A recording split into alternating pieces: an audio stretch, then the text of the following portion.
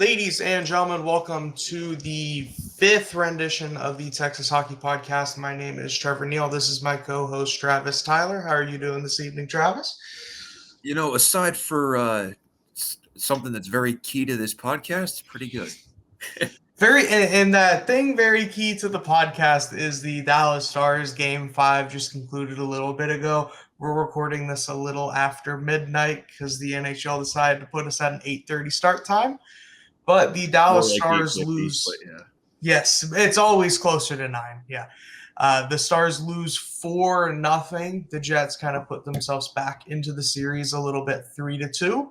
We're going to see a Game 6 Saturday night in Dallas. This was Central. the 7 Central. We get a normal start time. I can't wait. The exact same score that we saw in Game 2, a 4-0 loss on Winnipeg's home ice. Kind of overall thoughts from the game. We just joked about it before we hit record. This was a boring hockey game for the vast majority of it. Did you want to kind of break that down at all? It was just slow. And I mean, how do we break that down? It was weird. I think that we were kind of talking in a group chat during the game that these slow, low event games kind of play into the Stars' favor. I think they do really well in these. But the Jets, I think, are a team that's very comfortable playing ahead in a game. So when we go through a large chunk of the game scoreless and then a puck is thrown in the, I will call, general direction of the net, and there is no Winnipeg player around, and Thomas Harley wasn't even in the blue paint. Yeah. And the puck goes off of him into the net, kind of bounced off of Wyatt Johnston as well on its way to Harley. I believe it was Scheifele who scored that one. So they gave the credit to, yeah. Yeah, they gave the credit to Scheifele, but in reality, there were multiple Stars players that touched the puck before it goes in. And it just kind of, I wouldn't say the energy died for the Stars, but the energy in the Canada Life Center and the energy amongst the Winnipeg Jets definitely came up. Yeah. And I even said in that chat beforehand, the longer you can keep that building out of this game, the more it plays into the Stars' favor. Mm-hmm. And that bounce, it sucks. It really does. It works that way for both teams, honestly. Dallas gets the first goal here, you're not taking the crowd out of it very often. So, what we were talking about, like the 0-0 scoreless part of the mundane and boring early parts of this hockey game, it felt like the first goal was going to win the entire time, and it also kind of felt like we might be heading to overtime at 0-0 for a lot of the early parts of the game. Obviously that didn't happen. It felt like they watched Edmonton and Vegas have a 1-0 overtime game last night and said we can do that too. Yeah, it was the game ended up 4-0, but it felt like a 1-0 game. Yeah, and I mean the crazy part of that was, like, at least the way I felt early on was the Stars were getting aggressive in the offensive zone. They were missing the net. Like the shots were going up. There was just nothing going on goal. And I mean, you look up in the second period, there's 2 minutes left in the second period. They got 9 shots on goal. That's not going to win you hockey games. No, especially on the road in the playoffs. And I know I keep saying that I want to stop ragging them for this, but Winnipeg was 1 for 17 on the power play at some point in this series. You cannot keep giving them opportunities. The penalty kill was the reason we were up 3-1 going into this, and it finally seemed like it bit them tonight. It got up to 1-18, 1 for 18 at one point, and then, good job, Winnipeg. They scored on the next two. They scored on the next two. Yeah, I think it was. Yeah, it's Marchment again taking a penalty. I'll kind of take it back to the beginning of the game since we saw some early penalties. Sam Steele takes what the NHL is going to call a hold. I tweeted about it and someone was like, "That is not a hold." And I'm like, "I know, but they called it." Interesting call. Yes, and even the cross check on Heiskanen that got called, I was like, yeah, that's a cross check. I don't know if I'm calling it in in the a playoff playoffs. game. Yeah. Yeah, it seemed like a really tight game. It will kind of get back to the officiating once we kind of get closer to the third period, because that was a little odd the way that this game was called as a whole. But the first period, extremely low event hockey. It kind of felt like the teams were afraid to make the first mistake. Yeah. And I wouldn't even call, and that really went into the second period. The Scheifele goal didn't come until 6 minutes into the period, 6:17, and even that I wouldn't call a mistake as much as weird pinball goal. And those happen. Yeah, yeah. I mean, we talked about it ad nauseum on here. The bounces in this series have been crazy, and that's the way the games have gone. Whoever gets the bounce is the team that won it. Look at the games. Game one, Dallas got the bounces on the road. Very simple. Yeah, the vast majority of the series, it felt like Dallas was getting the good bounces. And the two games in which those bounces didn't necessarily go in their favor were 4-0 losses in Winnipeg. It's a little weird. Well, kind of the second period, you can kind of skim over. Other than that goal, there wasn't a whole lot going on. The second period saw a few penalties. Marchment takes another one. It's just what he does now. He has not had a good playoff. I don't think at all. No, I don't. No, I can't remember him doing anything, honestly. There are two stars that I feel comfortable calling out, and I'm going to say this last time because, yes, I was about to say last time I called the player out, he scored a hat trick the next game. Matt Duchene has been terrible. He can't hit. They could double the net in size, and I don't know if he'd score. And Mason Marchment as well. Marchment have they had moment? Marchment has 3 points, 1 goal, 2 assists. Duchene has 5 assists, 5 goals. Like Duchene should be a guy who's putting the puck in the net. That's for the entire playoffs, not just this series. It's not good enough. Yeah. It's not. Yeah. And the weird sequence of penalties in the second period looked like the two players who are struggling, bumbling around the ice a little bit. Duchene kind of interferes with Vlad Nemestikov. Yes, that's how they called it. And then Nemestikov, after being interfered, swings his stick wildly in the air, taking out Tyler Sagan's jaw. So ended up just being 4-on-4 hockey, but nothing came. But again, this is a game kind of filled with weird penalties. If you missed it, this is a weird game to watch. But the Stars held their own. We're still looking at a 1-0 game at this point, going into the third period. Mm-hmm. It's a situation in which I would say I'm comfortable in because, yes, Connor Hellebuck's having a great game. The other side of that. So is Jake. He had himself a game tonight. And was the whole reason they were in it at all. Yeah. But when he has been the entire series. Yes, he's had a great series. He made a save. There was one point, I forget exactly when it was, but he made a save when he was facing the net. It hit him straight in the back. I don't remember. He got weirdly turned around during a play and still saved it facing the wrong direction. That was the kind of game he was having for a vast majority of tonight. That's a good bounce. Yeah.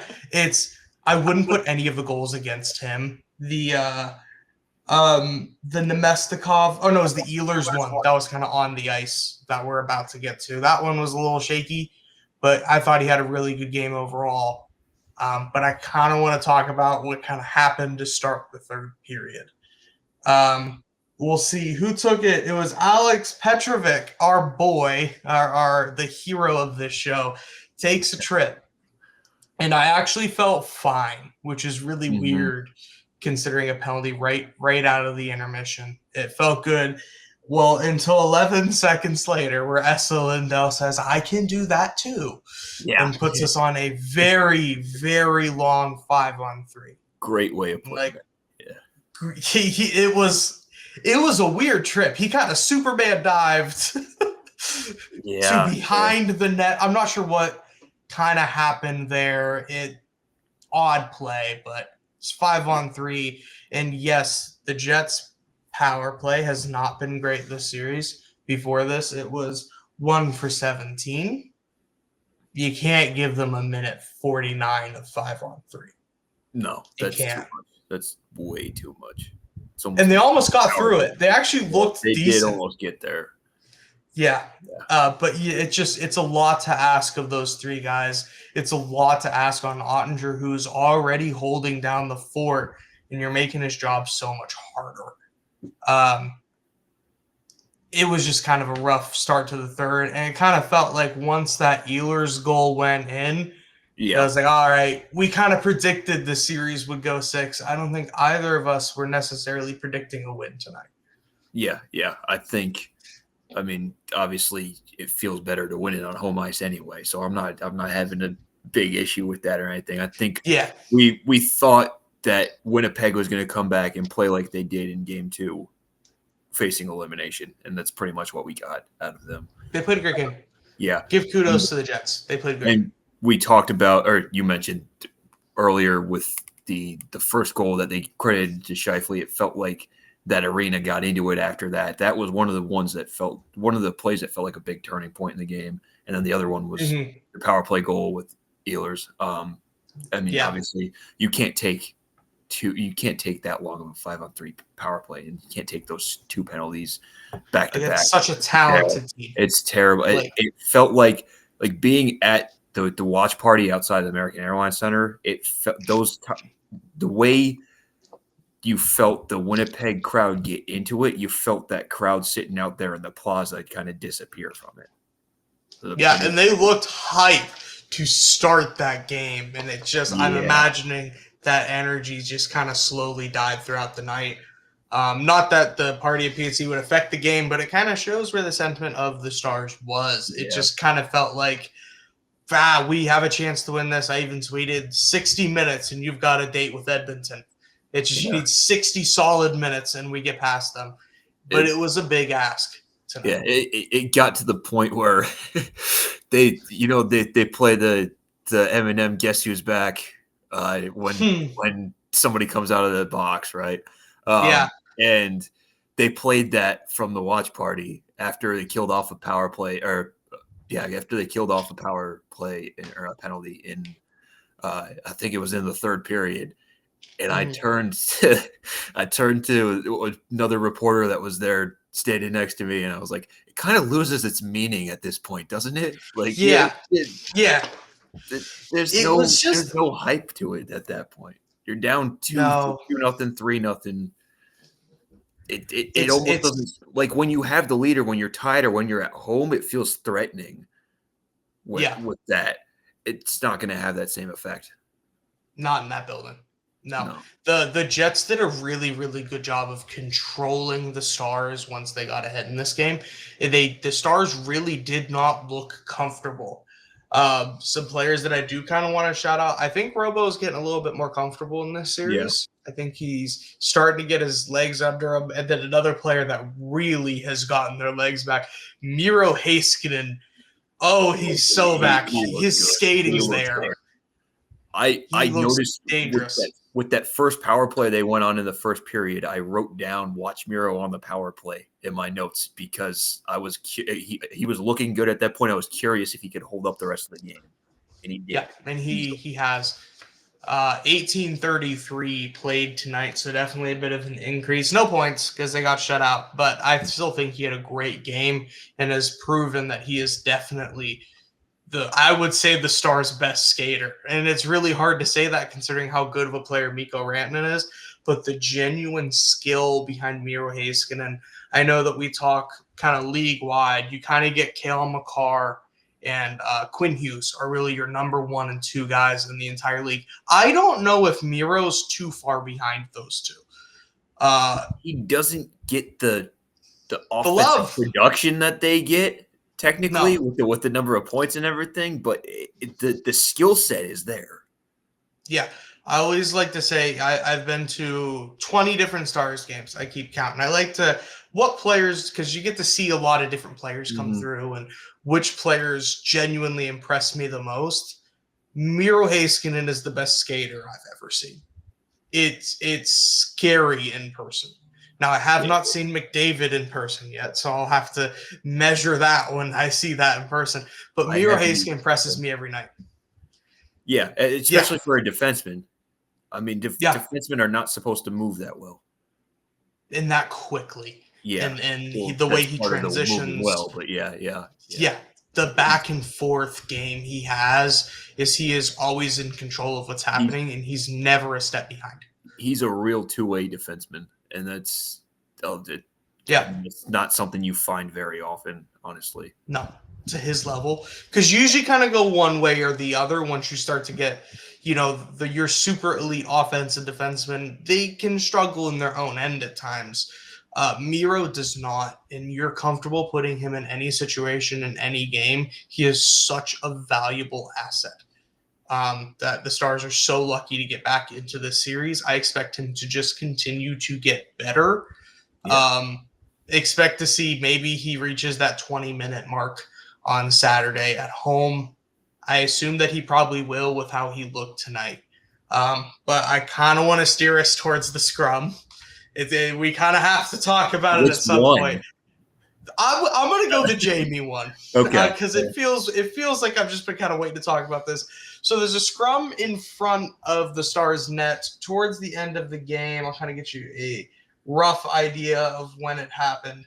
It was about 7 minutes to go. And Jamie and Mark Scheifele are kind of going at it a little bit, just shoving, kind of normal stuff we see, especially when you see a team down in that kind of position. Mm-hmm. I believe they're down by 2 at that point, where it's just, this game's kind of over. Mm-hmm. So let's take a pound of flesh is what it kind of started out as. And then Scheifele somehow ends up on the ice through the shoving. Brandon Tanev decides, I'm going to tackle Jamie with third man in, which is the reason that somehow the Stars came out of this on a power play. That is the only reason. Because I was expecting, damn, that's really a bad time to go shorthanded right now. The game's not over. Right. You can't take a penalty right now. And then they announced Stars on the power play. I'm like, what are you talking about? Because after Jamie gets back up from the ice, he looks at Mark Scheifele, and there's no other way to put it, cocks his arm back and right to the It was a straight cheap shot sucker punch, honestly. It was bad. It was, it was bad. I'm sure there are going to be Stars fans that are out there trying to defend it or whatever, but Scheifele didn't even say a word to him. He just got up off the ice and then boom, right in the jaw. Jamie was the aggressor here, and there's no other way around it. And I kind of wanted to have this conversation, and we are biased towards the Stars, but I think it's fair to have. What are the odds that we don't see Jamie for the next game? Do you think there's any chance there's any supplemental discipline coming his way for that punch? Because it's happened before. Exactly. That's the exact argument, right? I think there's probably a chance because it's happened before in this exact context, pretty much. Other than it wasn't a sucker punch, it was something completely different. But he took Mark. He tried to hurt Mark Stone. Well, that's the main one, yeah. But there's been other times where he's been close and they haven't quite, given him a suspension or anything. I think at this point, I don't think that would quite suck the air out of the arena like it did with that Vegas series back then. Yeah, because this team's deeper and can work through that. Yeah. Do you think he gets a call from player safety tomorrow? So this is what my mind's at. I feel like he has to. I don't know how you don't after that. The way that the NHL usually looks at this is there's a 10-minute misconduct on the play. And there are occasions where in the playoff, not as much the regular season, but in the playoffs, the NHL will look at either a game misconduct or a 10-minute misconduct as kind of the first game of a suspension. I don't think it's going to play into account as much here because of how late it was into the game. And the game was pretty much over by then, so he didn't really lose out on a game yet. But he has a history of losing his composure in these types of games We've seen it multiple times in multiple different series, and he's gotten a suspension for this before in the playoffs. Yeah. So I don't think he's going to avoid a phone call tomorrow. Yeah. I don't think he's going to get suspended, though. I think it's fair to say it's probably 50-50 if he gets suspended or not. Yeah. But you're definitely getting a call. Like, he's going to call. I think it's $5,000. I think it's the pity. Okay. I don't know why the CBA only allows 5, but that's probably what we're looking at. A fine seems like it's likely. More Absolutely. fitting. Yeah. Yeah. It's just. But I don't want to see any Stars fans try to say that it shouldn't be a fine. Look, if this was the regular season, he's getting a game. Like, you can't. This is a violent sport, and it will always be probably the most violent of the popular sports. You can't just sucker punch someone in the face. Oh, yeah. That's the thing. It wasn't even in the context of the game.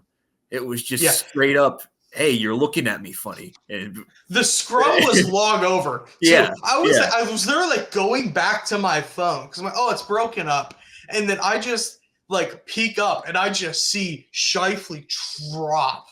Like, it was not a soft hit. It was not a tap. It was a full sucker punch long after the scrum ended. Like, if I was a Jets fan, I'd be incensed right now. Yeah. Like, I'd be – and you saw Scheifele's reaction on the ice. I don't know if I've seen a player that mad about anything on the ice before. Like, I didn't know Mark Scheifele had the eyes of he could kill a man. Like, I was like, because he was about to, like, shove a referee out of the way to get back to Jamie. It was a little – It was like Jamie stole my child and now I have to get it back. Like, There was a certain point in that scrum where the hockey game ended, and it was just Jamie Benn and Mark Scheifele trying to kill each other. Steel cage match, yeah.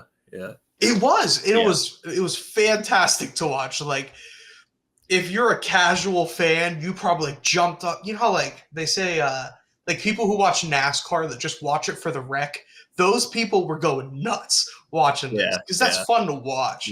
I do kind of feel bad for Scheifele. He had every right to be mad, and even the Jets coach was losing it just because he saw his player get sucker punched, laying on the ice like a bag of rocks, and they announced you took the penalty. Yeah. Yeah. It's just. I think the way that they looked at it was Scheifele and Ben were kind of gonna balance each other out, and they really were just looking at Tanev being the third in. I don't like that call. I don't think it was the right call. No. Are you kind of on the same boat there? Yeah. I'm on the same page there. It's just at the same time, it didn't really affect the game. No, it didn't affect the game, but it's a fun conversation to have because people love to rag on NHL officiating, and deservedly so. It's usually piss poor. Yeah. I mean, what affected the game was not converting on the power play after Hintz got tripped earlier in the period. No, that felt like such a golden opportunity to get right back into the game. And I think throughout this game, the Stars power play actually didn't look bad. Hellbuck had a great game. Even earlier in the game, if you want to backtrack just a little bit, the Sagan crossbar just hurts because it felt like one that Duchesne needed. It felt like one that Sagan needed. They were both due for that play, and it just didn't go in. If you break down this in the regular season, with those exactly, it was. But you break down the goals. I forget who tweeted it. It's a goal that goes off Harley's skate. It's a goal on a 5-on-3, and it's another shorthanded goal tonight. They didn't give up a 5-on-5 goal because even the fourth was an empty net. Yeah. Like, this game wanted so badly to be a 0-0 game in overtime. It was trying so hard to get there, and we didn't get there. Yeah, Winnipeg and those Canadians got it drunk, right? Yeah. But looking forward to Game 6, which I think the Stars have to treat like Game 7. You do not want back in that building. Yeah, for Monday. I don't think that we'll put it this way: they have to wrap it up on Saturday. I'm confident they will. I don't think they're able to go back to Winnipeg and take that Game 7 if they don't wrap it up on Saturday. Yes. And luckily for the Stars, Winnipeg is continuing their streak of still not winning a game on the road yet these playoffs, you which is crazy home, how long they've gone. It's wild. I think the Stars have a very good shot on Saturday. It sucks that we couldn't get it done tonight, but we are kind of expecting this. Yeah. Again, you're going to get guys more comfortable, the guys come back from injury, but there's something I want to revisit that we talked about towards the end of last episode. I think the 11-7 experiment is done. I think by the end of tonight, you lose a game. I think we learned. Yeah, they just look gassed, and it lets Petrovic probably comes out of the lineup. It's not Bichelle, because I know some people were saying that at one point. Bichelle has solidified himself in that lineup. Petrovic took a penalty. Heiskanen's doing really well. He's probably the guy that comes out as well as he's played throughout these playoffs. Yeah, he kind of knows he's the seventh guy. I expect a much more normal-looking lineup come Saturday to spread the wealth around. Mikko slowed down a little bit. He played so much. He was like a 3-minute shift towards the end of the game, too. Oh, I didn't even notice that, yeah. Yeah, at one point they said, like, Mikko's been out there for, like, 2:30, and everyone else is changing, and the announcers go, he didn't get off. Like, he's staying. and then he carries the puck into the offensive zone. I'm like, Pete is just not letting him He's off. working him, yeah. Working him. It reminds me. When I played hockey in high school, I had a private coach that coached our local college team, and I would go to watch the college games. And I noticed that a player it was Towson University, just north of Baltimore, out in Maryland. Yeah. And yes, he did not leave the ice for the last 10 minutes. And I talked to the private coach who coached Towson the next morning, and I was like, yeah, what was up with that? Because that was crazy. He's like, we have a deal. If we're losing, he doesn't leave the ice. I was like, fair enough. And I think that's what Pete did with Mikko tonight. It very well could be. I mean, we know he loves to play him. I mean, that's been very, very obvious. And look, we were so close to tonight looking like Game 7 against Colorado, in which we were out of the game until last 10 minutes. And then Mikko's the type of player that can win that game still. Yeah. You just didn't see one go in the net to start that rally. And no. Couldn't get the one. And it should have been on the power play. You had a couple power plays in there where you could have gotten there. Yeah. Do you think Mikko jumps up to power play 1 for next game, considering it's kind of got a little bit colder? Or do you think we stay with Harley? Oh, you meant Miro? You said Mikko. Yeah. Oh, my bad. Miro, yes. I was like, if he's not on power play 1, then what the hell? We have a problem. Yeah.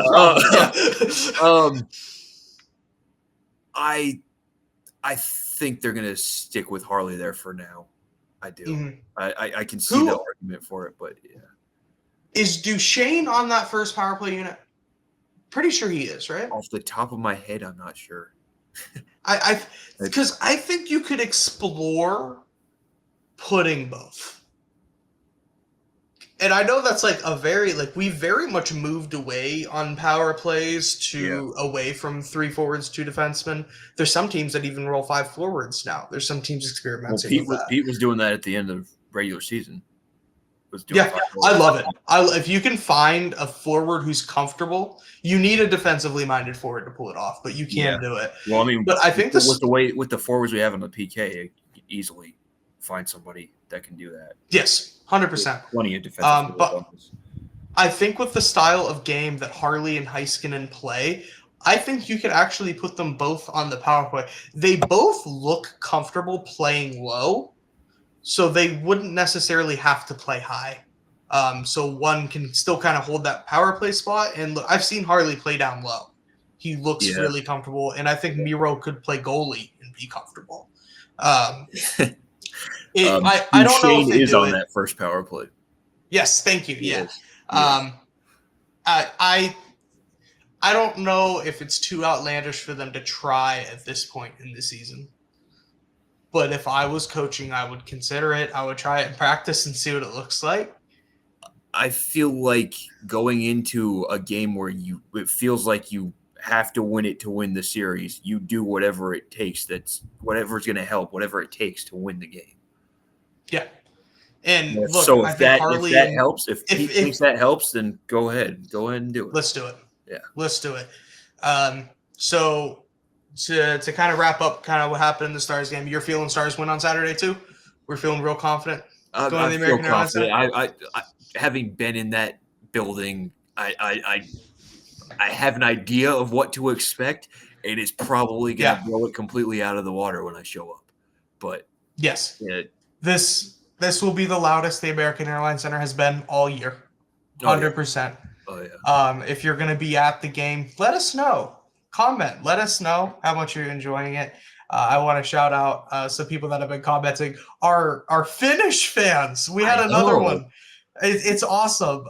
So I wanted to say to the people that listen and actually kind of get through this much of the show, thank you for listening. We really do appreciate it. Seeing that we have listeners across the pond out in Finland is absolutely awesome. Let us know where you're listening from. It's really cool. I'm a geography nerd, so it's really cool to see, oh my gosh, people from Finland are listening. Go Stars. Thank you for listening. And they're enjoying it too. Yes, they're enjoying it. Thank you for all the positive comments. It's been great to see. Especially the guy who made fun of me for wearing an Oklahoma shirt in the first episode. Thank you. You walked right into that. I did walk right into it. Yeah, I purposely, like, before we start recording now, I'm like, okay, what shirt am I wearing? Okay, all good. I was like, I didn't feel like doing my hair, so I was like, what hat do I wear? Okay, we'll get the Rangers hat. So I was like, people won't be mad. That's the hard part, figuring out what shirt to wear on the air, man. Yes. But I kind of want to talk about what's going on around the rest of the league. Tonight, the Washington Capitals are done. Ovechkin's storybook season comes to an end. They lose in 4 games to the Carolina Hurricanes. And the thing that I really noticed about that series is across the second round, we've had fascinating 3 series. And then there's Washington and Carolina. And it's like, it feels like the warm-up for the other games. Because every night so far, it's been like Washington, Carolina, and you kind of got to sit through that one. And then you got to watch a really fun one afterwards. No shame against the series. Carolina really did well. They've looked sneaky good through these playoffs. I don't think they're going to get to the Cup final, but good job on them. Back to the West. And we're complaining about this game being low event. Edmonton eliminates Vegas in a 1-0 overtime win. They take that series in 5 games. And then I know this is a Stars podcast, but you know where my heart lies, and I feel like I needed to bring up that the Leafs did the thing. They did the thing that they kind of do every single year. There's still a game left, but yeah. I've seen this one before, and I didn't like the ending. We all have. We all have. Yes, I mean, it's depends who you are, whether you like the ending or not. But if you're only paying attention to the Stars series, I'll kind of give you a real brief what's kind of gone on. The Leafs play a very good game 1 and 2 on home ice to take a 2-0 series lead. They play a much less good game 3, but still take it to overtime and lose to Brad Marchand because, of course, it was Brad Marchand beating the Leafs in overtime. He is 5-0, soon to be 6-0 in his career against the Leafs in the playoffs. That's series, not games. It's been rough. Then they get to game 4, and they have a terrible performance in which they lose 2-0.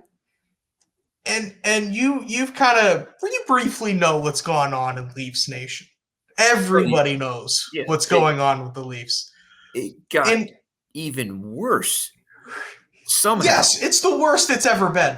But like, if you were in if it was a normal team that wasn't the Toronto Maple Leafs, and the series is tied, you just had a terrible performance in game 4. You come back onto home ice. What are you doing if your team goes down 6-0? Matthews' jerseys being thrown on. They were getting booed at the 10-minute mark of the second. I'm hanging up the skates right there. That's what I'm doing. Yeah. I'm going to say it right now. Unless by some miracle the Toronto Maple Leafs win tomorrow night in Florida, which it's not happening. It's not. That was Mitch Marner's last home game as a Leaf. Very safe to say. And I have a Mitch Marner jersey. I loved him, but we're done here. We're and done. if you really want to see me lose it, my social media has been very much down in the dumps the last 24 hours because that was painful to watch. But all the non-Leafs fans are having a really fun time making fun of me. So I'm glad you guys are getting a good kick out of it. It's funny to watch the Leafs fail. I mean, it gets funnier every year. So long. I mean, what the last cup was 1961? Is that right? Yeah, or 67. 67. Hey, give us those 6 years. Yeah, I knew it was something with the 60 in it. Yeah.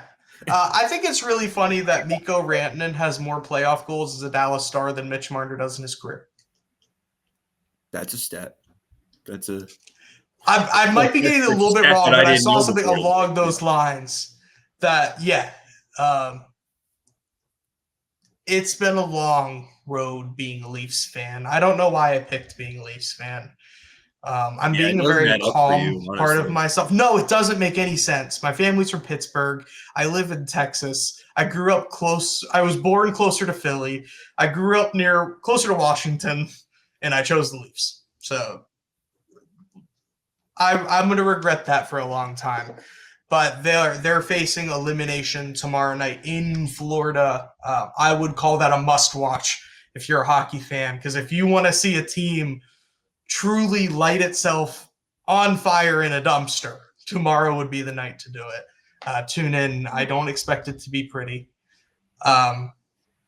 So yeah, it's looking like our final four, if all things, I'm going to regret this so much. It's looking like our final four is probably going to be Edmonton, Dallas in the West. Safe to say. Still room for Winnipeg, but I feel confident. And then that East is most likely going to be Carolina, Florida. The good news for you is 50% of that is already set, so you can't be wrong about half. Yes, I can't get all four wrong somehow. But I feel with the way that the series are kind of progressing, I feel very comfortable saying that's what we're most likely looking at. I'm not saying 100%. Knock on wood. The East is America's we didn't want you here series. It's no one it's weird because Florida used to be the fun team in the NHL, and I feel like it may just because I cheer for a team in the Atlantic. So long. Yes, they've become the Death Star, and they're dirty. If you watch them, it's safe to put them in the category of cheap shot kind of team. They're what the Capitals kind of used to have that reputation for a little bit. The Flyers had that reputation. Did. Yeah. If you follow the Stars more, a team in the West, the Ducks definitely were that for a bit with Corey Perry. And they play Carolina, and they're playing Carolina if they get past Toronto, who just plays one of the most boring brands of hockey in the league. It's just, there's a reason Mikko wanted to leave, because that style of hockey is very boring. I wanted to shout out hockey, but yeah. Yeah, I want to shout out our boy Logan Stankoven, though. The Stank, his second consecutive conference final in 2 years in the NHL. And it's going to be really funny when two of the three teams involved in the Rantanen trade fiasco are in the conference final, except the team that started with them. And it's just to rub it in. Went down first. Yes, and they've had to watch everything. Yeah. Yes, it's light it on fire. Yeah, so we're gonna have this East final that is not going to be the most interesting. I mean, it could be, but even if the Stars lose and we get a Winnipeg Edmonton Western Conference final, who's not watching that? Inject that series into my veins. A Connor Hellebuck who might wake up and decide he can't stop a puck versus Stuart Skinner, who we've said is bad all series long, and then he gets 2 straight shutouts to end the series, and he still has a sub 900. I've stopped trying to predict what's going to happen, and I just stopped criticizing players on the air is what I'm learning. But that series is going to be so entertaining. Yeah. Sometimes it works. We get a Granlund hat trick. Sometimes it works. I feel like the point about the sub 900 save percentage, I feel like there's more goalies that are having this postseason than we usually see.